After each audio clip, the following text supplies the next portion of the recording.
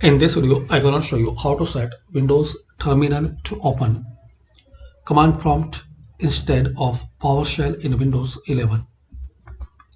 So right click any empty area, then click on open in Windows terminal.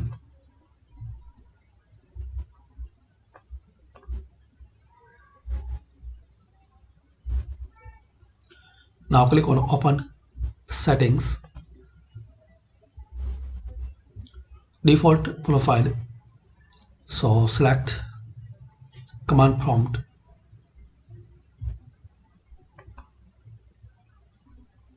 In this default profile, select command prompt, then save.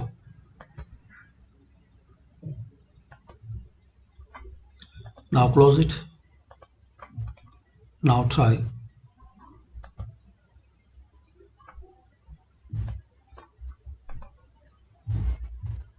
So as we can see, we can change and we can set command prompt instead PowerShell in Windows 11. Thanks for watching.